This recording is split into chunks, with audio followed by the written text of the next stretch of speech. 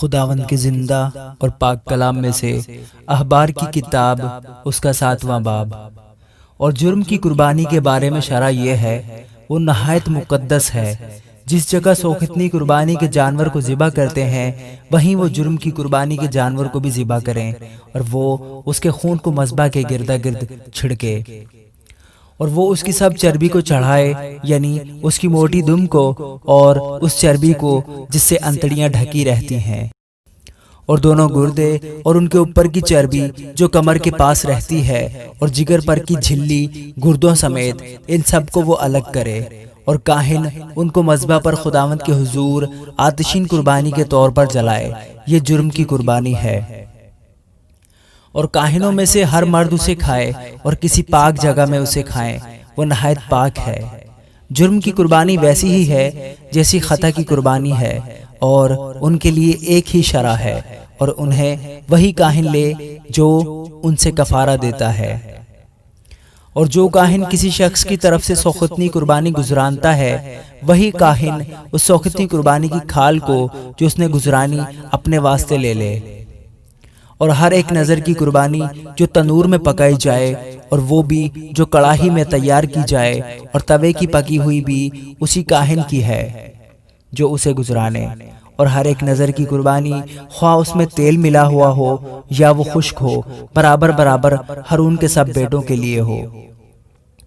اور سلامتی کے ذبیحہ کے بارے میں جسے کوئی خداوند کے حضور چڑھائے، شرع یہ ہے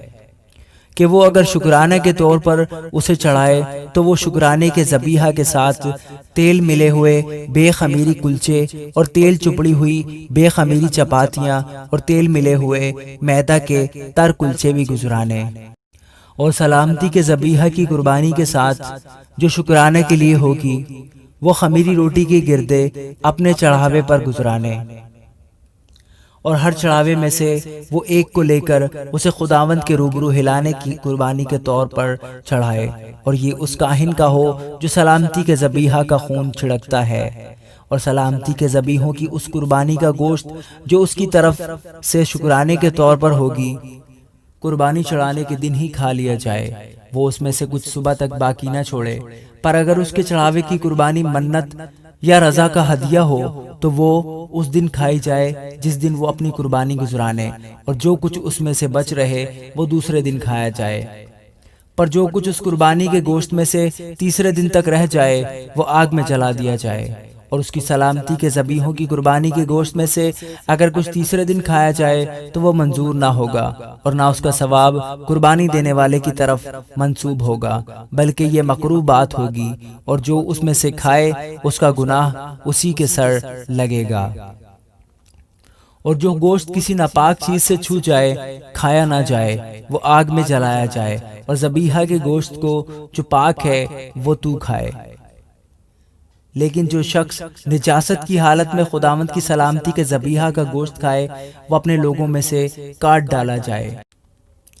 اور جو کوئی کسی ناپاک چیز کو چھوئے، خواہ وہ انسان کی نجاست ہو یا ناپاک جانور ہو یا کوئی نجس مکروہ شے ہو، اور پھر خداوند کے سلامتی کے ذبیحہ کے گوشت میں سے کھائے، وہ بھی اپنے لوگوں میں سے کاٹ ڈالا جائے۔ اور خداوند نے موسیٰ سے کہا، بنی اسرائیل سے کہہ کہ تم لوگ نہ تو بیل کی، نہ بھیڑ کی، اور نہ بکری کی کچھ چربی کھانا، جو جانور خود بخود مر گیا ہو اور جس کو درندوں نے پھاڑا ہو، ان کی چربی اور کاموں میں لاؤ تو لاؤ، پر اسے تم کسی حال میں نہ کھانا، کیونکہ جو کوئی ایسے چوپائے کی چربی کھائے جسے لوگ آتشین قربانی کے طور پر خداوند کے حضور چڑھاتے ہیں، وہ کھانے والا آدمی اپنے لوگوں میں سے کاٹ ڈالا جائے۔ اور تم اپنی سکونت گاہوں میں کہیں بھی کسی طرح کا خون، خواہ پرندے کا ہو یا چوپائے کا، ہرگز نہ کھانا۔ جو کوئی کسی طرح کا خون کھائے وہ شخص اپنے لوگوں میں سے کاٹ ڈالا جائے۔ اور خداوند نے موسیٰ سے کہا، بنی اسرائیل سے کہہ کہ جو کوئی اپنا سلامتی کا ذبیحہ خداوند کے حضور گزرانے، وہ خود ہی اپنی سلامتی کے ذبیحہ کی قربانی میں سے اپنا چڑھاوا خداوند کے حضور لائے۔ وہ اپنے ہی ہاتھوں میں خداوند کی آتشین قربانی کو لائے، یعنی چربی کو سینہ سمیت لائے کہ سینہ ہلانے کی قربانی کے طور پر ہلایا جائے۔ اور کاہن چربی کو مذبح پر جلائے، پر سینہ ہارون اور اس کے بیٹوں کا ہو، اور تم سلامتی کے ذبیحوں کی داہنی ران اٹھانے کی قربانی کے طور پر کاہن کو دینا۔ ہارون کے بیٹوں میں سے جو سلامتی کے ذبیحوں کا خون اور چربی گزرانے، وہی وہ داہنی ران اپنا حصہ لے، کیونکہ بنی اسرائیل کی سلامتی کے ذبیحوں میں سے ہلانے کی قربانی کا سینہ اور اٹھانے کی قربانی کی ران کو لے کر میں نے ہارون کاہن اور اس کے بیٹوں کو دیا ہے کہ یہ ہمیشہ بنی اسرائیل کی طرف سے ان کا حق ہو۔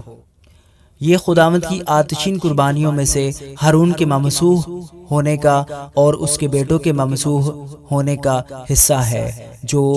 اس دن مقرر ہوا جب وہ خداوند کے حضور کاہن کی خدمت کو انجام دینے کے لیے حاضر کیے گئے، یعنی جس دن خداوند نے انہیں مسح کیا اس دن اس نے یہ حکم دیا کہ بنی اسرائیل کی طرف سے انہیں یہ ملا کرے،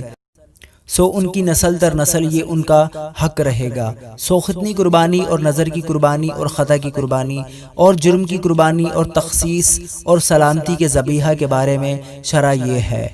جس کا حکم خداوند نے موسیٰ کو اس دن کوہ سینا پر دیا، جس دن اس نے بنی اسرائیل کو فرمایا کہ سینا کے بیابان میں خداوند کی حضور اپنی قربانی گزرانے۔ آمین۔